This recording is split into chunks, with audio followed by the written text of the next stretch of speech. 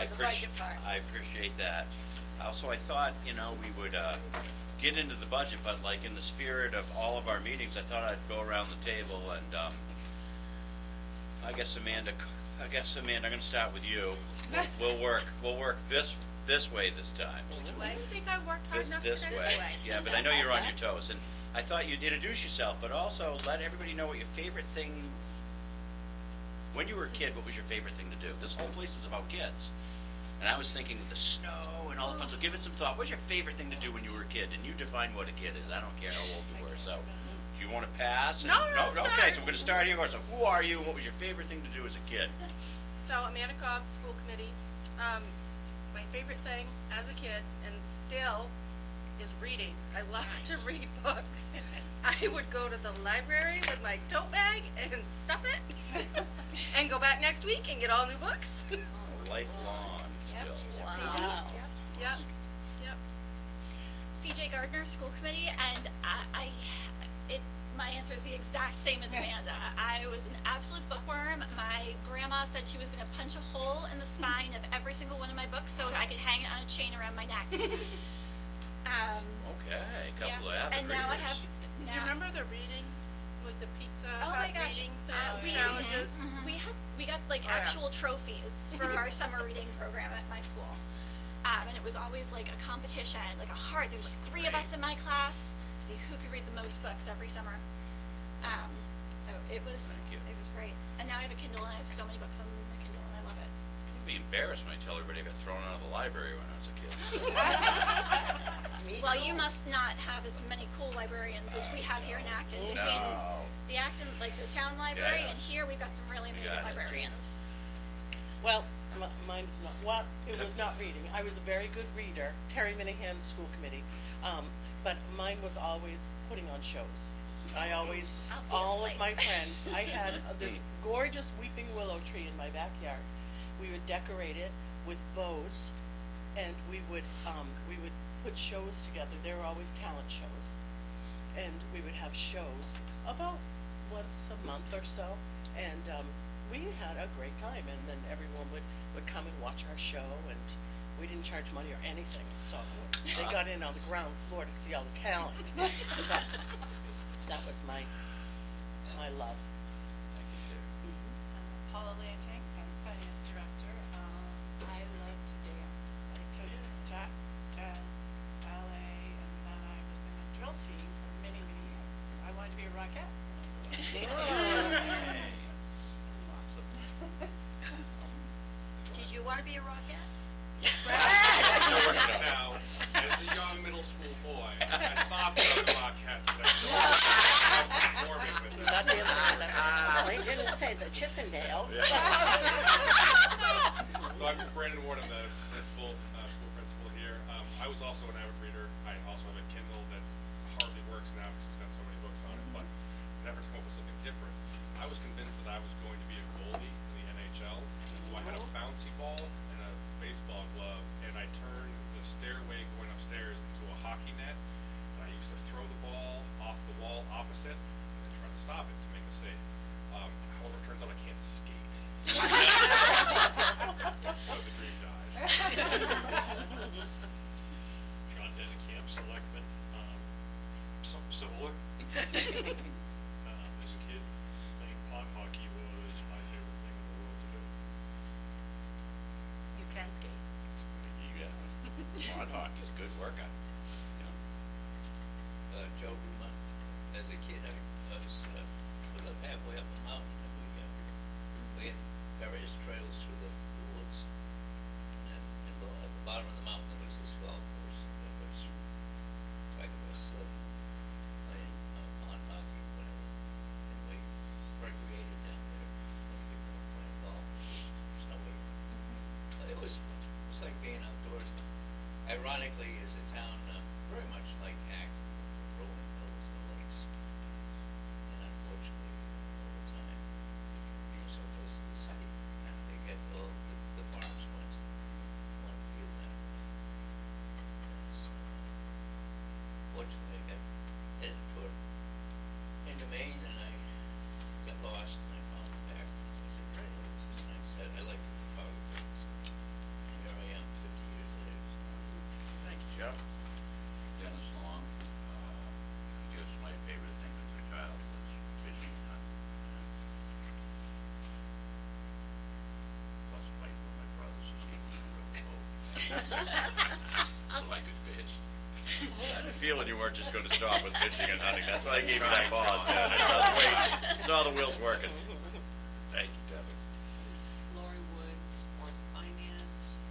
My favorite thing was dirt bike riding, go-karts, and dune buggies.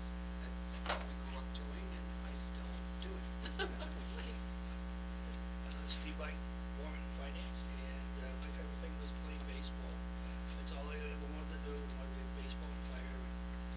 And I used to, my bat and glove was always behind the front door, and my parents always knew if the glove was gone, they know where they could find it.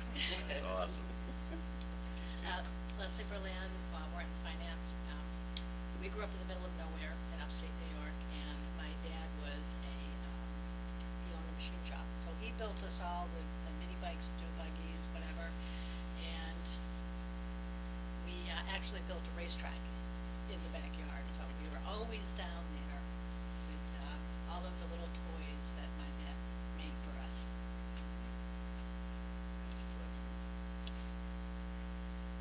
Joyce Bakshi, Morton Finance. When I was a little kid, I mean, maybe, I was still printing. We hadn't learned cursive. My best friend and I started a newspaper, and we wrote a community newspaper, just the streets around us, and that was a lot of fun. We got into trouble a few times, because I'll never forget, one time we wrote that sad news, Mrs. Colette broke her foot. And the update was, we think Mr. Colette pushed her.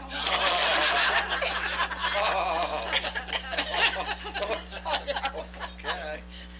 You know, we got, but people, I mean, they really started, and Pat and I would sit down we'd do it Friday after school, and I mean, we were just, anything we could pick up. And we had 12 customers finally, and we'd write them by hand. Awesome. And charge them 5 cents. And loved it, just loved it. Your versions might have been a little different too. Look at volume 3 versus 2 over here. Yeah, They get but exactly I think the same. handwriting Yeah. got better. That's great. We had nuns, so we obviously, our handwriting. Those people were happy with us. Thank you, Joyce. I'm John Ross, superintendent, and I grew up in a seasonal campground in the summers, you know, with the old 1949 trailer with the porch built onto it and the owl lights hanging around it. That was me as a kid from 1965 to probably the early 80s. And every summer we go, the day school got out, and we get our head shaved, so we didn't eat haircut. Wouldn't take a bath or a shower till we went home Labor Day, because we had the lake. We were always in and out of the lake.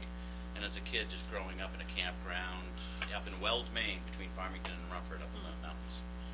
That was one of my favorite time. Well, from my childhood till my old age, music has been my thing. And from piano lessons when I was very little to participating in the choir, the junior choir, and then the senior choir, and then directing them, and then going into high school musicals. Music has been my life. Still is. Tenebra School Committee, I think I've had one of each of all of you in my lifetime. Grew up in North Plymouth, Mass. With 4 of us kids and whatnot, one bike, a boy's bike, always had to make sure you landed on a curbing, you know, because you couldn't jump off the bike. You know, that wouldn't be good. But anyway, I had a lot of fun. Walk to school both ways uphill. Yes, I know that, yes. Yeah. Home for Joe, lunch. from living on a Home mountain. for lunch. Walk back Yeah. after. I wouldn't give up any of it. That's awesome. What a great reflection, a group reflection on what your favorite memories as a kid. That was awesome. Well, I'm going to move us into the meeting with our strive statements. They're in your book. We always open our meetings with 6 strive statements, and the first one is we'll strive to work together as a community that values the education our children receive at AES. We'll strive to be fully, quote, present at the meetings by becoming familiar with the materials and by being attentive. We'll strive to invite and welcome the contributions of every member and listen to each other. We'll strive to be involved to our individual level of comfort. Each of us is responsible for airing disagreements during the meeting rather than carrying those disagreements outside the meeting. We will strive to operate in a collegial and friendly atmosphere, and we'll strive to be responsible for examining all points of view. Okay, so just as a reminder, we now have the articles, right, Paula? Everybody has an updated packet? And we're gonna start with Article 8, which is school administration, which is why Mr. Ward is with us if there's some questions. And then later we'll do Article 3, special education, and Sharon is with us virtually, and we'll bring her on board when we need to. As a reminder on how we do this work, if you take a look at Article 8, school administration, we work from the left to the right. Just as a quick reminder, your account code is on your far left column. Those are our accounting codes that we need to follow by Maine State school law so that our budget is in order. Then the account description, which is the next one to the right, is what that cost center is. You'll have the 24-25 actual. You'll have the 24-25 budget. So you have this year's what we have spent and budget for the full year is the next column, and then the proposed budget for the following year.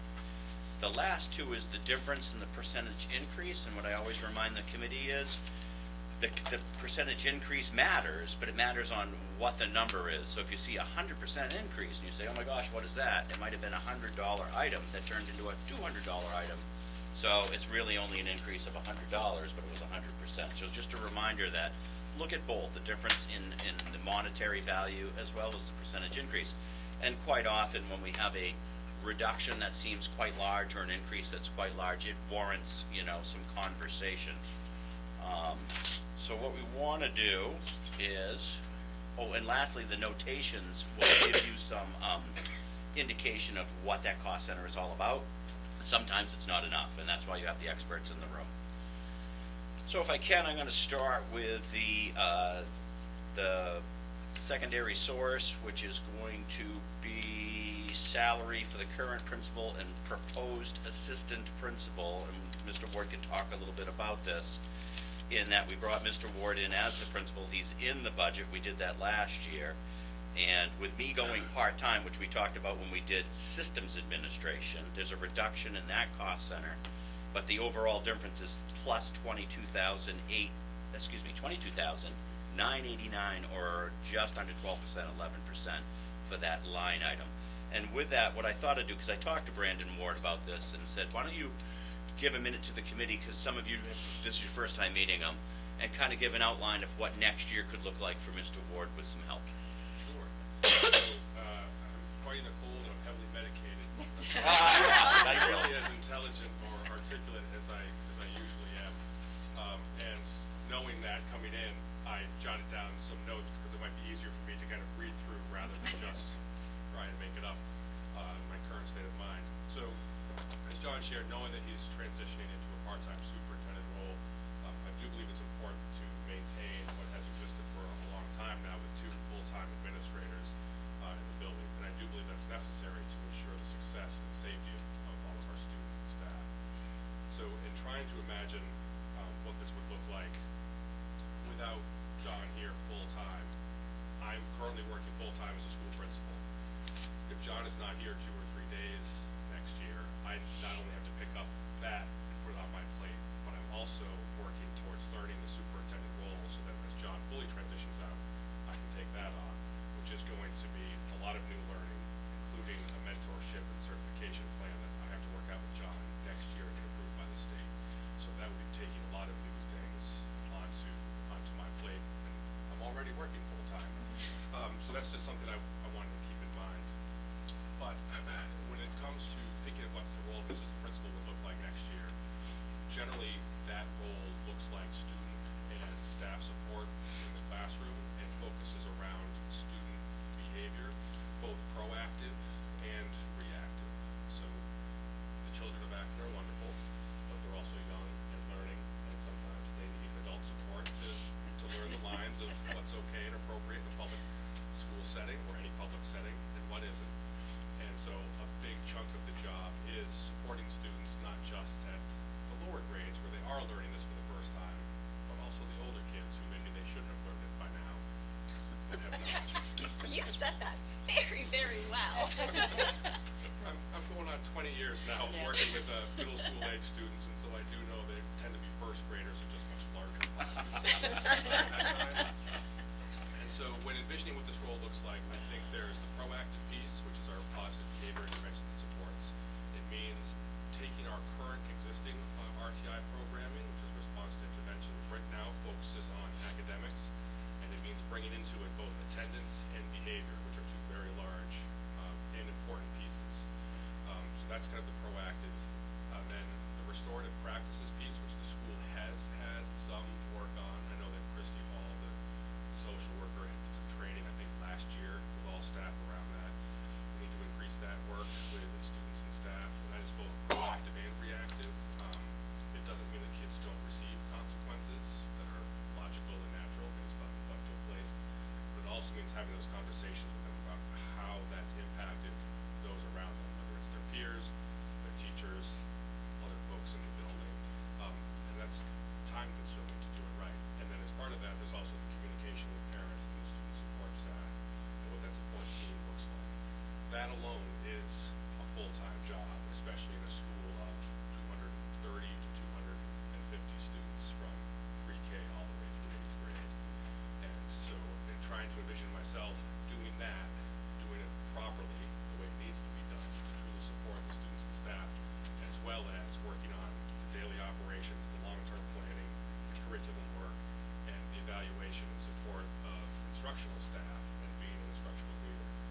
That's why I'm very much in favor of making sure that we do continue to have the two full-time admins. Well, John also tries to teach me how to be a superintendent. Thank you. That's That's my- great. my Yeah. intention. I didn't even read all my notes. No, I was gonna say, you never even looked at your computer. But I'm happy to answer questions. Yes. Did you talk to him before he had to be here with us, how to deal with me? No, he figured that out on his own, Dennis. It only took 1 minute, one meeting, just like it did with me about 10 years ago. That's just one meeting, Dennis. You know, like you said before, Dennis, out in the town, Yeah, all the time. Could I have the number for those two proposed, not the total, but the number for each position? What's in that budget? Paul, is that gonna be in our detailed? I have, Because they are combined in that line item, because the salary is paid with an so S. there's two salaries, what, the principal's $118,450, and we put $100,000 in for the assistant principal. So, And then John, some of this is a little confusing. 50% of John's salary used to be in this Yeah, that's what I'm article, saying, so we so- took that out. So you took that out. Yeah, that's why the increase is only 22,000. Yeah, that's what I mean, so it's dollars moved, but dollars put back, in a sense. Kinda like when Patty was, where now we had John and Brandon, and before we had John and Patty. And then, yeah, And we're just going back to the way it was, that's all. and then next year, this committee in Warren Finance, and particularly the school committee, is gonna have to think about what that structure looks like again, because I've been the superintendent principal since I've been here. I'm giving up the reins to half that, pretty much more than half that. I mean, we're working together now, we work together well, but that's gonna look very different next year. And Dennis, that number is a placeholder for us, because we don't know who we're gonna get, and if they need family insurance, single insurance, or no insurance, so, yeah. I just, Yeah. looking at this 11%, that is what it is, but it really isn't what it is. Does that make any sense? yeah, oh, yeah. It does, and if you go back to the original letter I wrote over a year ago with the transition plan that the school committee developed with me, this is following this to a T. Most everybody got their head wrapped around that and understood it. We went out to the community and I got a lot of feedback. So we are following exactly step by step of what that said to this date, to this budget. Again, I just go back to help the community. That's Look right. at Sure, when you need to. 12% increase. Oh, you know where it goes. Can I clarify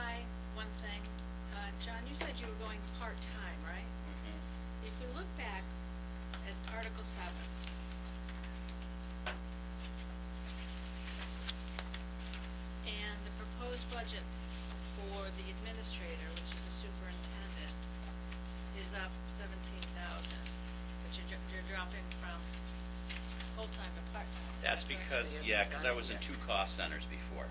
So before, Okay. I was here in this school administration and I was in systems. Okay. It's all in systems So now. this is all, it's, It's okay. exactly, Okay. and that's why eventually this is gonna pan out to if the committee decides to go superintendent and principal, this is where it's gonna land. Okay. And it will have to, my guess would be, now, I don't know, I won't be here, but it would probably be systems administration and front office administration again, like it was with me for 8 years. But that's all to be determined next year. Okay, Yeah, alright, so so that, the increase is that because I'm in wasn't one cost center now, I mean, right? I noticed that afterward, I know. after we went through that, Yeah. and it didn't register Now until it I went home. does, right, Yeah. cause I said you figured this out Yeah. later when we talk about it, cause I was split 50-50, now I'm not split 50-50. Okay. And the state requires certain cost centers, right, for us to Yes. put these salaries in, so we can't decide how we wanna do it, we have to go by the state codes. Yeah, well, I understand that, it just, the numbers weren't adding. Sure.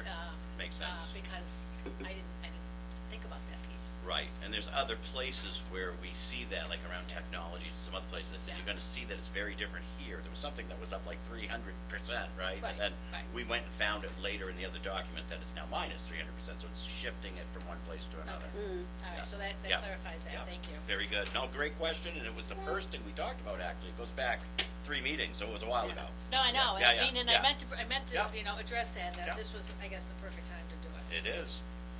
Then doesn't look like there's any more questions. I'm gonna move to the next one, which is salaries of regular employees, and that is the salary for the front office secretary. Are they part of the union? Yes, Well, is it just one person in this column, or is it? Yes. yes, and we're still under negotiations. Right. So we don't wanna get into too much in that, but there is some state law, and it's okay to talk about the state law, 'cause it's a state law policy, so you can. So there's a new state law, the minimum wage for ed techs has, the minimum wage is going from 16.30, I believe, to 18.31. So it's a significant increase, and that's for, so that's a baseline for an ed tech. So we will see that cost increase throughout, it's ed techs, custodian workers, and cafeteria workers, are all in that support staff. I would just, like to say that the person that is the office secretary, with my experience, be awful hard pressed to find somebody that does any better job. I agree with you. Does a lot. Oh, no question. No question. But so what you see for an increase is simply the state law, it's just, Driven by the state. State law. it's the minimum wage going up, so we really don't know the reality of that till we're done. Whereas when we get to Article 2, which we're not doing tonight, which is the lump sum, I mean, Article 2 is most of the budget, and that's the teachers. We know what that is now, because we finished negotiations. So we'll give you a fine print number on that. This one's still kind of up in the air, but the increase by the state is in there. Yeah. So Okay. who did you say that included besides? It's ed techs, the secretary, the custodians, and the cafeteria. That line is But just this one line person. is But just that the just is secretary. one, but that The state law. increase covers That's correct those choice. people. Yeah, the state Yeah. law, so increases we see in others. Yes. It's the same thing. That's state correct. law. Yep, yep. So with that is the stipends paid for the sub-collar, is flat. No change in difference from 6,436.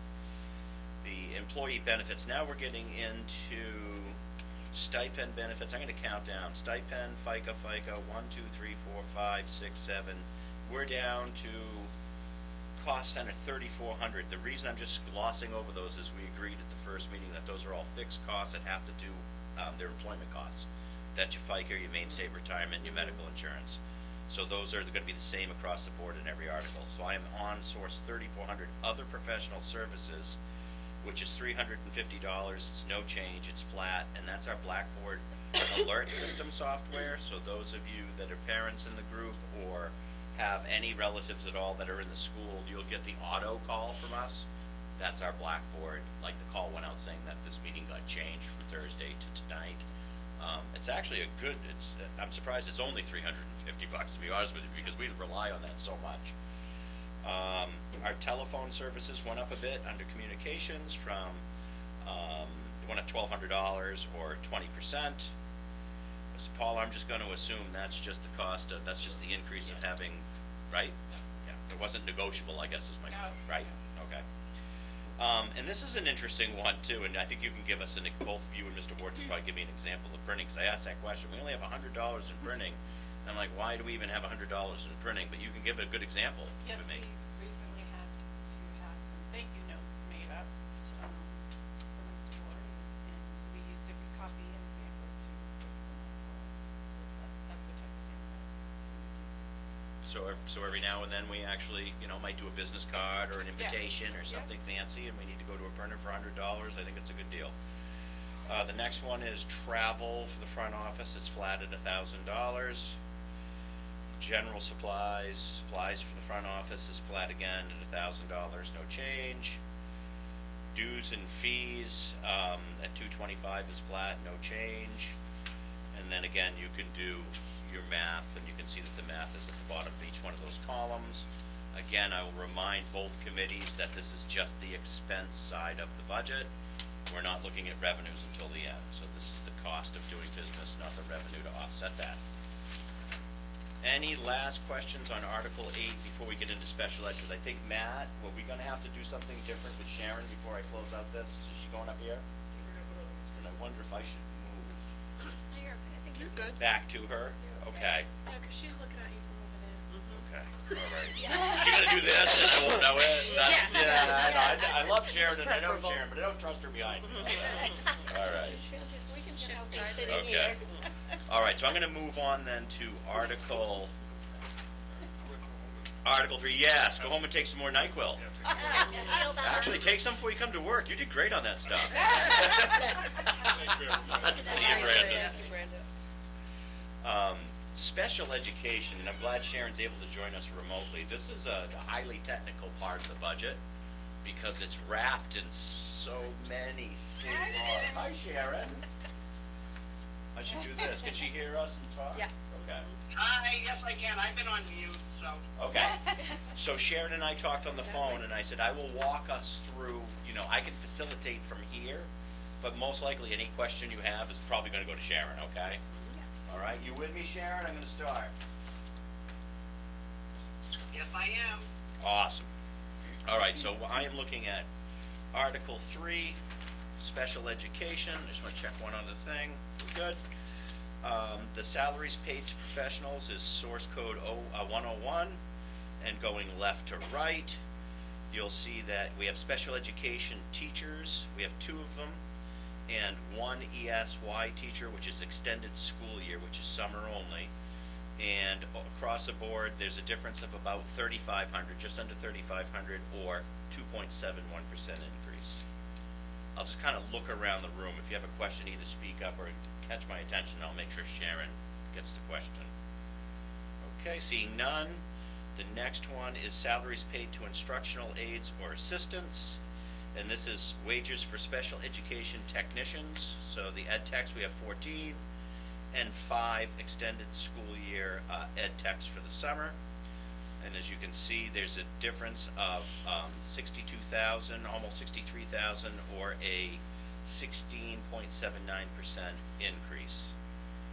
Am I right, John, to assume that, we'll be adding a position there, maybe When you talk about the administrative position for, the ed tech? can you hear, Sharon, can you hear Dennis's question? Yes, I just heard what he said. Yeah, that increase, I think what happened was, we didn't budget for one of them, and Paula, you can correct me if I'm wrong, but we didn't budget for one of them that we needed to add, for this budget. Okay. Or budget before, so we need to budget for that person now. Plus the increased needs of the students, has caused us to require, more ed tech support. That's fine, thank you. And does that also take into account the, state law? State law? Yes, yes. Yeah. Right. Wage, the increase. Because Sharon, just so you know, there's only 2 ed techs that in this entire building that are not within special ed, and that is the Title I ed tech and the pre-K ed tech. Otherwise, every other ed tech in this building is under Sharon's cost center and is represented tonight. Yes. Okay. Correct. Salaries paid to administrators, which is, special ed director, as you can see, the proposed budget, is down 31.62%, or just over $9,000 for the special ed director. And I think now will be a time for me to chime in, Sharon, and then perhaps you can as well. So Sharon is retired once, she's trying to retire again on me, and I won't let her. So we're in an interesting position in that Sharon is trying to move on and do other things, but yet she has 40 years' experience, and we have some very tricky special education situations now and forthcoming that we're aware about. So Sharon's expertise is hugely important to the school system. And what we're hoping to do, and this will pan out in the rest of the cost centers as you see them, is we're looking at, those of you that were in the stipend committee, we're kind of looking at two models. We're not sure which one's going to pan out, but we're going to have to know this before we actually have the budget printed to go to the town. One scenario looks like this. Keep Sharon around as like a consultant who can work with an in-house coordinator. Remember how we had an IT director and now we have an IT coordinator, and he's sitting over there and it's Matt? We're looking at a special ed coordinator to kind of run the show with Sharon supporting, because some of the situations we have are pretty tricky and very much, you have to be very careful when you get into the law of IEPs, I'll just say that, without talking about kids. That's one model. So at the stipend committee earlier, we put a placeholder stipend for somebody in-house to apply for and get to support Sharon at $10,000. So Sharon would back off and be a consultant. This coordinator would work in the building, just like Matt's working in the building, to help with IEPs and all that business with Sharon as the person to support them. Model one, which is what we came up with, to think, how are we gonna move on with Sharon as she's trying to break away from us and we won't let her. The second model is this, which is relatively new, but the timeline's tricky. I reached out to Sanford and asked them, what are you doing about special ed? What's going on out there? I need to find some solutions. The superintendent informed me that it is his plan, and he has done so, and he spoke with his school board chair about this model, where they're looking for another assistant director in Sanford, a district-wide assistant director. They're big enough that they probably need more than one, so I'm going to assume they already have one, and they're looking for an additional one. However, they weren't sure if it was a 5-day-a-week job, so we talked about cost sharing like we do with Sanford. So what we would do under that model, and I'm not sure which model it's going to be, we would hire through Sanford with us hiring jointly, and that person would work 2 days a week for us in the building, 2 full days, just like Sharon does now, as our part-time director and their part-time assistant director. This is exactly the model I inherited when I came here. We had Nicole Poole, who worked for SAD 57. She was 2 days a week with us and 3 days a week with them. It worked great, and then she went on and got a full director's position somewhere, and then the model had to change because she left. So if that pans out, it's roughly going to be about the same cost. I still would prefer to have Sharon around a fraction of the time that we would need her with a coordinator, because we, as I said, we have some tricky IEPs and some things we need to navigate next year around kids that Sharon has the expertise for. And even if you're a director from another town, I don't think you can come in and just pick up and run with it. So we would have her around on a very small consult versus a pretty large consult if we go with a coordinator. So that's the two models. Sharon, did I do that correctly? Did that sound right? Plus, I think, what's important to point out is that I'm the one that has the O3O certification. Correct. Which is required under Maine law, that you have to have somebody identified as a special education director in your school. Just like a superintendent, you have to have a superintendent. Just like me, yeah. So, under that model, you know, we would be operating under my, special ed director's license, and I would still have responsibilities that would allow me the opportunity to, you know, do like the state contacts, the state forms, all of the state grants, anything that has to do with the state, that is kind of minutia and boring, we could keep that out of the hands of the facilitator or the coordinator, and that would be something that I would do. But that can all be done remotely. I mean, none of that needs to be done in-house. I mean, the whole State Department of Ed is working remotely right now, so. It's true.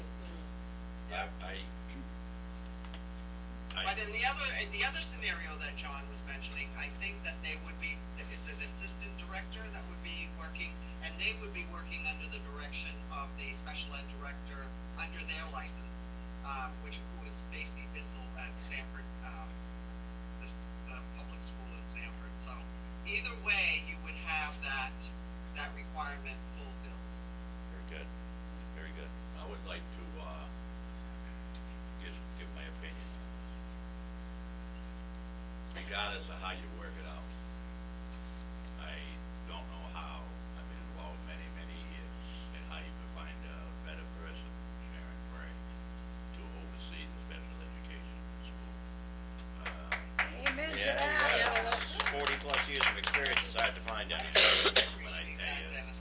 she is. Dennis was my biggest cheerleader. I tell you, when I get up Sunday morning and I get an email from Sharon about an issue, that's really going above and beyond. And, for what we are paying her, it's like getting a free lunch.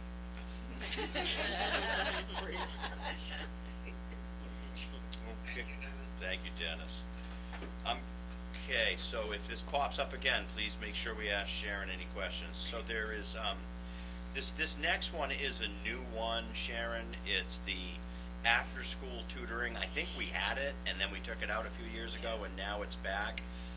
Can you just give us the background of why we need to add $2,000 for after-school tutoring, please? Yes, it's funny because I'm in my 7th year in Acton and we never used it. Yeah. And so, Paula and I pulled it out of the budget this year and we're kind of kicked ourselves for that because we ended up having 2 or 3 kids who we're providing that service for now. And you know, with COVID and everything, the needs are changing. The kids need more, not less. And so we decided to put that back. It was always 2,000 in the past, and we pulled it out in the past, and now we want to put it back in. Excellent, and it's great that you gave us the background that for years we didn't have the need, and then the year we have the need, we don't have the money, so. Right, exactly. Good, that's a good move, okay, thank you. Moving down to the next one, salaries of temporary employees paid to substitutes, so these are substitutes covering the teachers and the ed techs. This is different than our regular sub pool, okay, because we have our regular sub pool. This is special ed, it's up by $5,000 or 25%. And can I speak to that? You absolutely can, please. We currently have 2 ed tech positions that are vacant. Right. So unfortunately, we have been covering those with substitutes, and so we have to pull those funds out of that line. And so although the salaries in the ed tech line is gonna be less than we anticipate spending for this year, this line is going over because they're all subs. Does that make sense? Okay, thank you, Sharon. Okay, so here you see the IEP coordinator stipend for $10,000, which was approved at an earlier meeting through the stipend committee. If we go with the Sanford model, that goes away.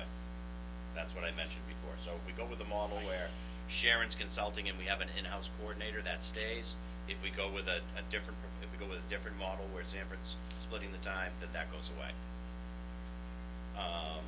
Now we get into the stipend benefits, and then following that is gonna be 1, 2, 3. The rest of that page is all gonna be the FICA, the benefits, the workers' comp, the long-term disability. It's all the fixed cost. So I'm gonna move to, About tutor benefits at the bottom of that page. which, tutor Yeah. benefits? Yeah. Yep, that's part of the, that's part of the benefits for the tutors we talked about earlier. I turned the page and it looks like the first, oh gosh, first 5? Let me count them. 1, 2, 3, 4, 5, 6. Again, the first 6 are those fixed business costs around Maine State retirement tax, workers' comp, social security, medical insurance. Okay, so that's kind of a cost that's fixed. We can talk about it, but we can't really do much about it. So that moves me to source 30. What's the- Yeah, go ahead. For for the social security, the 2230?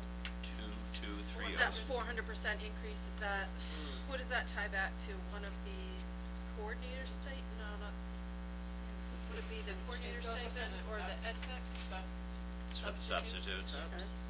Okay. Okay. Trying to pick up where the next one is that we have some control over. 3440 is contracted services. Yeah. Okay, so Sharon, I'm on source 3440, which is a big cost center. It's 357,000, up 6%, which is 21,000. If you look at the actual description, we're into contracted services for Sanford High School speech occupational therapy. I'm going to let Sharon roll with this because these are all the people that she contracts with to meet the IEP needs of students. Go ahead, Sharon. Yeah, so these are the total contracted services, which includes our $20,000 contract with Sanford High School for case management. Also, physical therapy, occupational therapy, speech and language therapy. A big one is psychological evaluations with our psychologist, Growell. We also have an out-of-district student who has contracted services, so that's included in here, as well as ASL interpreter and a rehabilitation assistant that is at an out-of-district placement. So that full amount covers a whole lot of services for a whole lot of kids. And some of those services are in-house and active, and some of them are, like I said, out-of-district students or students who might go to a private school or another public school that's like a Sanford public school. That's what we typically do, is we would tuition a student to Sanford Public School if we didn't have a program on. So that's that, and I'm seeing that increased, and that's probably because of our contract with Saco Bay Pediatrics. They recently increased their hourly compensation schedule, and so we made those adjustments based on that, as well as psychological evaluation. Any other questions about that, or? Anybody? Nice job, Sharon. Okay, so in special education, we have legal services at $2,000. It's flat, same for next year. Student transportation purchase services from private schools. This is kind of wordy, and it's contracted student transportation. It's up $15,000 or 20%, not 20%. Sharon, can you speak a little bit to that? Because it says contracted student transportation, but you're talking about moving IEP kids to and from different places, and I don't want to get into the kids because I got a model in my head, but can you help us a little bit without identifying children? No, I think that is our contract that we pay the compact, right? Right, the SMAC, Southern Maine Administrative Collaborative. Yeah. Yeah, the collaborative, I'm sorry, I called it the compact, I was close. You were close, yeah. We just need to increase it because we anticipate next year having a couple more kids that are gonna require specialized transportation, yes. Correct, and that's specialized transportation, and you can kind of figure out what that. Specialized transportation, Correct. yeah, it's either a van or a wheelchair bus. Right, some sort of an adaptive, a vehicle, right, okay. Right. Great, Yeah. thank you, that was helpful. The next one is, tuition paid to school units within the state, excuse me. Yes, within the state, that's within the state, and it's up 39.5, we can round it up to 40, or almost 100%, and that's tuition paid to Sanford High School Bridges program. I think that might need some explanation, Sharon. Yes, that's the bridge program, because it's a public school. And it's not a private school, where the next one below is a private school. Correct. So that's why that would be that amount. And the reason why we got that big decrease is because, I typically put in, kind of a cushion every year, just in case I have a student or two who move into the district that need an out-of-district placement, which has happened in the 7 years I've been there. It has happened quite a few times, actually. Yes. So I really had that as a placeholder. What I've done is, you'll see when we get down in contract, what I did, you saw contracted services, is I moved that money to contracted services because, we believe that we're not gonna need that money for tuition next year. However, we will need it for contracted services. Understood. And I see the next one, though, as I look down, as you said, when you see the next one, which is tuition to private schools, there's Yeah. more of a decrease there than the increase in the public school. If you're following me. So that the tuition paid for out-of-district programs, use of local entitlement grants are used to offset. So, again, without getting into kids, we have less students going to private out-of-district placements. Is that a true statement? Right. Okay. We only have two right now. Okay. I got it. And your public school alternative, when I say alternative program to what we have to offer, is generally going to be less than a private school for special needs. Is that correct? For the public schools, The yes. the public schools are a lower cost, is gonna be my guess. Yes. Okay. Yes, exactly. Okay, good. And just to clarify for some of you that don't work in the school every day, unlike big school systems where you have 3 elementaries, a middle school and a high school, you might have one of your elementary schools be the place where any student with a pretty technical IEP and needs a lot of hands-on help go to one school no matter where they live in that town. They bus them over there, and you put all your resources in that school, and the kids are bused to that in-house special ed behavior room or gift, whatever it's going to be. We don't have that size to do that. So when we do find kids we can't meet the needs of, which it's rare, but they're there, we have a duty to have to find a place that can meet their needs because of our size. And that's what we're talking about right here, are places that can meet the needs of our kids that we're responsible for, okay? So Sharon, can you tell everybody what the Bridges program is? Thank you. It's in your The glossary. Bridge program is a public school program Sanford High School runs, and it's at the old Willard School where the adult ed center is. And it's a great program. It's a bridge between mainstream and, being in a special purpose private school. And it focuses on social emotional skills, behavioral skills. So, and they actually have kids, I think, if they're doing like grades 4 through 12 right now, or 3 through 12. So they reach a wide variety of students. And, we've utilized that program, and they continue to welcome our students whenever we have the need. Thank you. Thanks, Sharon. I am now on Source 5800 Travel, which is flat at $1,800, travel and special ed. The next one is Instructional Supplies, which is down $900 or 14%. Looking at the next one, we have Books and Periodicals, that's flat for $2,500. Equipment, which is flat at $2,000, equipment expenses for students. Dues and fees within the Special Education Cost Center are flat at $800. And that's the last line item, and you can do the math at the bottom, which, you know, considering the special ed costs in total, it's under 8%, which is pretty good because special ed can run pretty high. John, could I ask, if we go back to source 6100 about instructional supplies, why that would be? 6100. Yeah, there it is. It's right there. I had to put my Yep. thing on it. Why it's down $900? Why it's down 900? I can ask. I think Sharon. I can make some guesses as to the needs of the kids, but Sharon can tell us.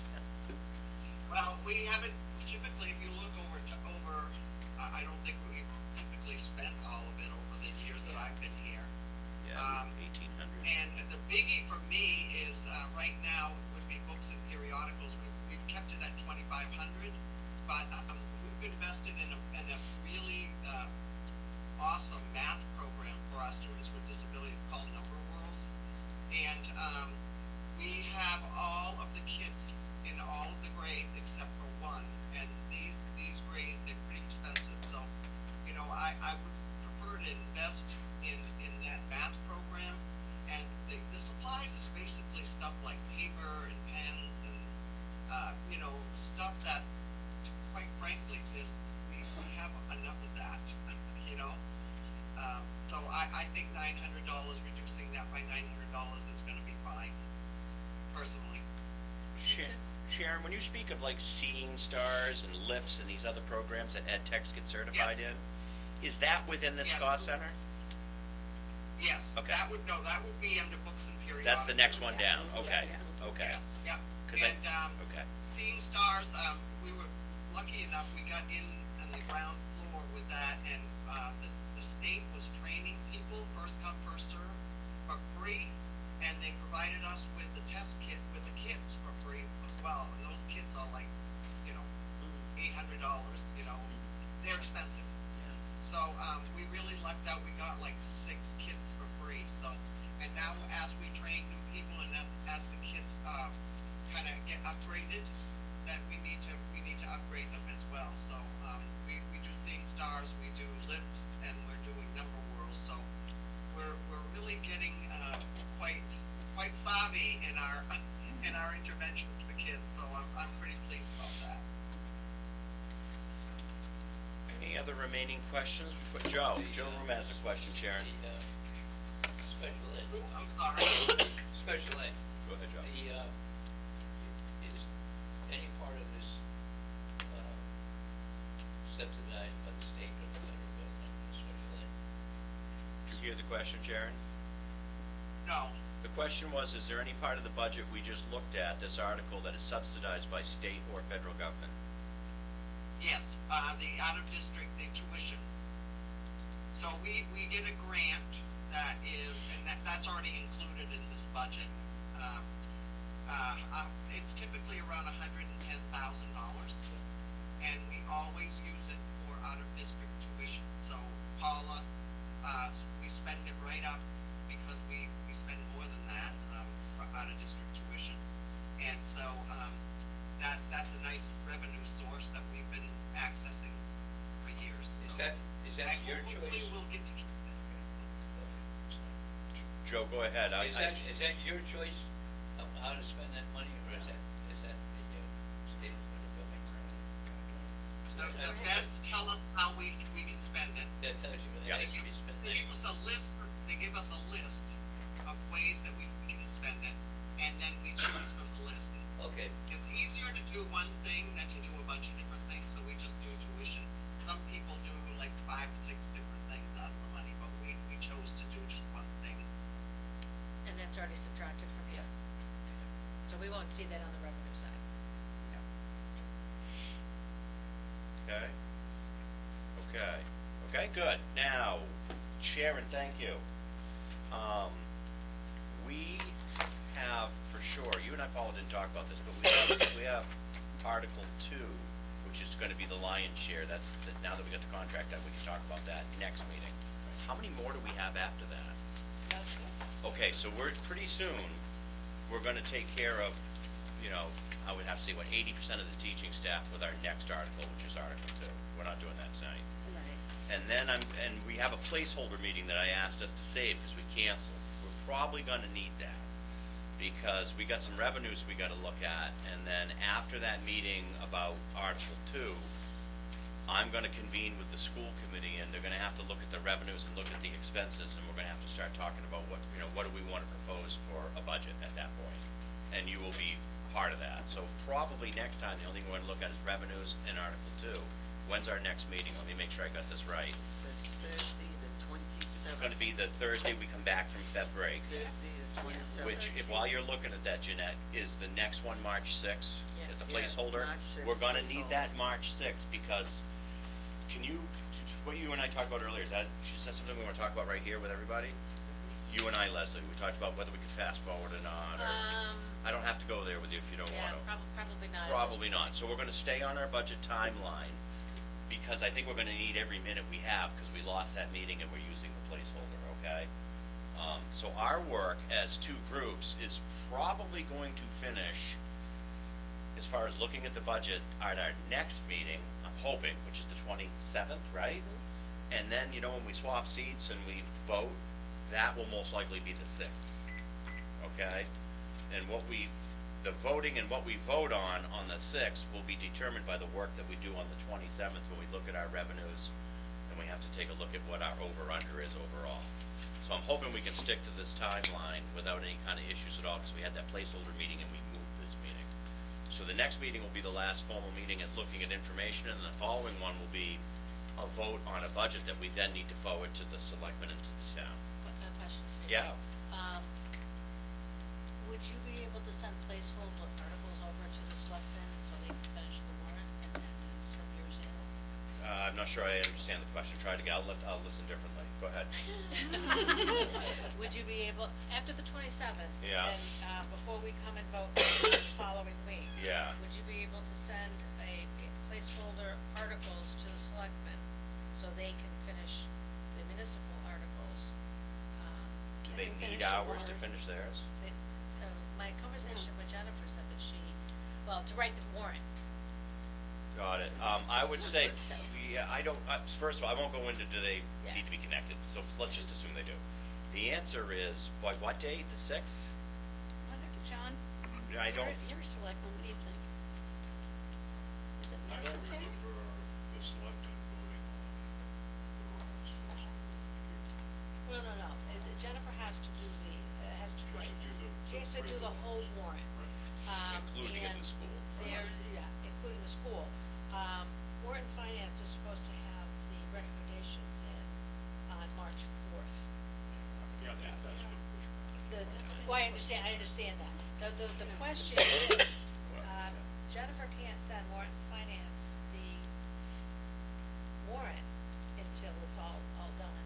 So my question was, if the school could send placeholder articles, so they know how many to put in, so we can at least Oh. get the other I side can give you done. the Oh, the number of numbers? articles, but I can't associate a number with an article because we're gonna have to make adjustments. Yeah, And- I know. Right, it's- I don't wanna send something over that needs to get adjusted. For instance, we don't even know our real insurance cost yet. Right. That's a No, but simple John, I'm adjustment. just Yeah. saying, you know, Oh, I'm yeah. trying to like. How many you know, articles are there? How many articles and. Correct.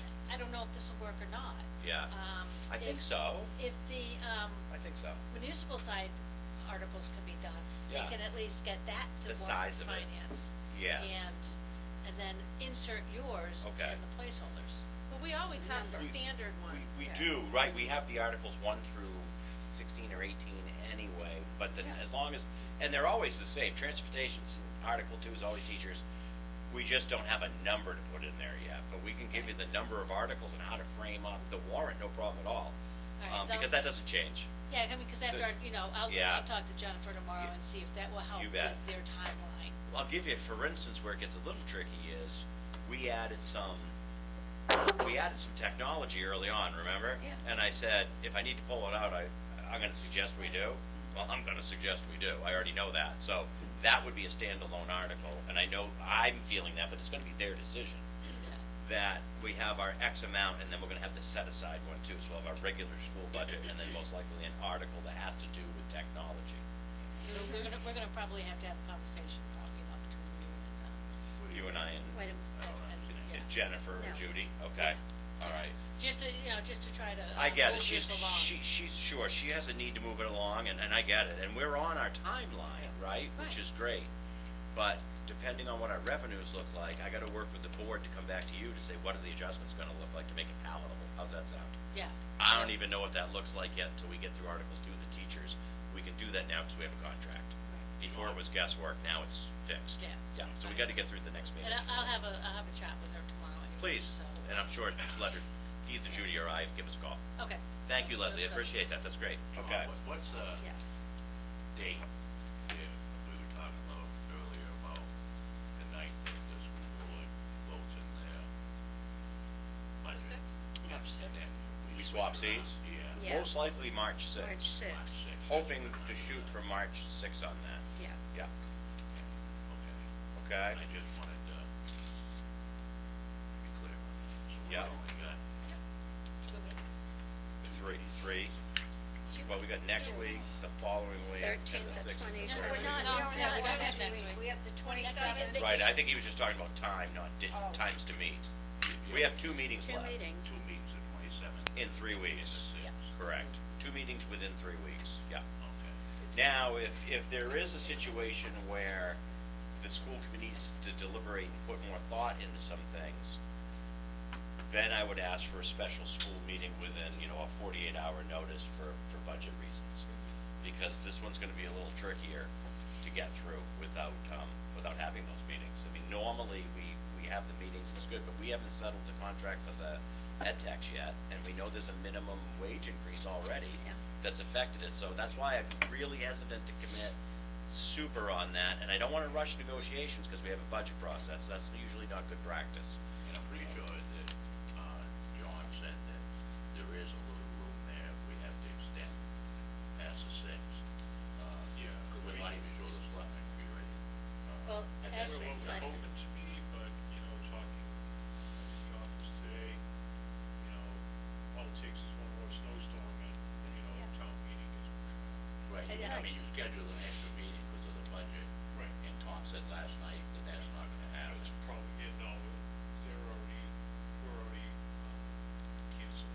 Okay, so. Oh, you made so that they're- decision. They're Okay. crunched for time. Prudent. Yeah, to meet and what, that. And I spoke with Jennifer earlier, this afternoon, and I added a meeting for us for, March tenth. So everything is pushed out a week Yeah. on the municipal, but we need to have the warrant. We need to have two meetings once we have the warrant, one to discuss it and develop our questions, and then the second one to vote.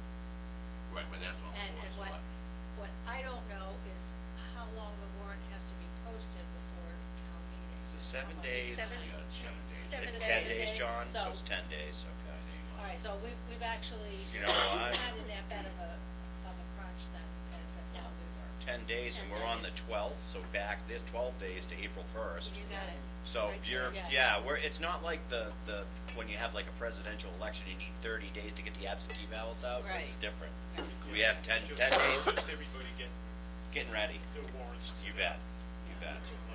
Yeah. That's, Yeah. I mean, this schedule was set 2 months ago. It was anticipation that everything went right. what we're at last Yeah, and then we got the weather. Right, Well, it didn't snow until exactly. April last year. Yeah, and didn't it snow in April? Yeah, it did.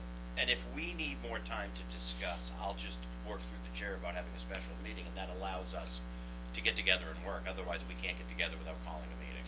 Right. And, what, this tonight was perfect. what's that? Doing this tonight was perfect. Yeah, moving it, yeah, there was no way we were gonna miss another budget night. I thought that, so thank you, everybody, though, for responding so quickly. Like, I texted you on Sunday afternoon, and in 20 minutes, you're like, yeah, we can do this, and Judy was, yep, we're good. So it all came together Sunday afternoon quickly, because I'm looking at that weather going, I don't really trust much of it, but everything's saying something's gonna happen on Thursday. Let's move it to Tuesday, because I knew Wednesday's the selectmen's meeting, so. Thank you for everybody moving quickly. Is there a, I don't know what the right word is, some kind of a goal, with the school to, have the budget not exceed a certain percentage? Or have you guys had that discussion? We really, we haven't had that- talked. We haven't had that discussion yet, but I'm sure we will. Cause that's some questions that I've been asked. You bet. They Yeah, haven't even it seen the has, revenues yet. Yeah. I mean, I made, at the beginning of the budget season, I made I'm not gonna call it a recommendation, but, I said, well, maybe we should think about, looking at trying to, keeping our budgets down to, try to follow the cost of living for, Social Security, because we do have a large percentage of elderly on fixed incomes, that a lot of people are getting squeezed, with their taxes. I mean, we just had the revaluing of, a third of our properties, went up significantly. You mean the valuation? Yeah. Oh, I'm well aware of that. Yeah, yeah. Yeah, And it's, yeah, I get that information. Showing, and going forward, and, our next budget seasons, maybe to, set a goal as far as what we should look at as far as a increase, a percentage increase in the budget. And I've said that to the selectmen also.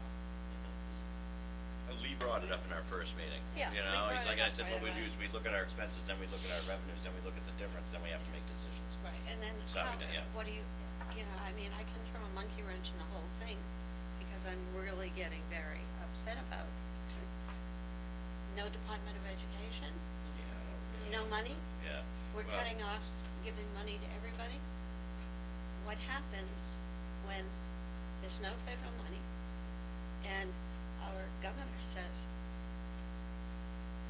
well, you were expecting a dozen eggs, I can give you 3. I mean, that could very easily be facing us.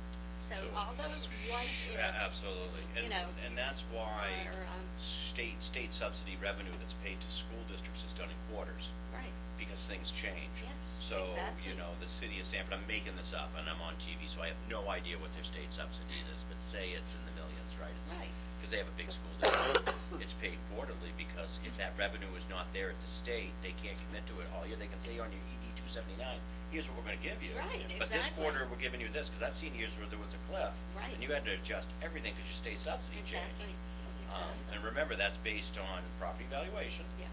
The EPS formula that dictates how many teachers per kid's your student population. Yeah. Right, and that's what your state subsidy's based on, so your property valuation, you already checked that box. And then the class sizes, number of teachers, number of ed techs is all part of that as well. Right. Then there's all those things outside of the EPS formula every year that we talk about, like transportation They're and all other things that aren't even fixed- accounted that for. are fixed, That if- they're fixed. they're on the local. Yeah, in the they're fixed fixed. costs. Yeah. And, you know, to say that you could keep those down at 2% would be. I mean, I don't know how you have the Insane. school system on all school buses. I mean, that's, Yeah, that's, right. that comes You up know, I mean, every I mean, year. it's, It comes up you know, every year. well, Judy, I'm I not saying hear that what that you're is what we saying. should Yeah, do, it's yeah. just, it's food for thought. Yes. You know, It's we're true. trying to, you know, Yes. keep control of what our budgets are, because it can spiral out of control very quickly if we aren't, watching it. Good thing we got a lot of money in the bank, that's all I say. Dennis.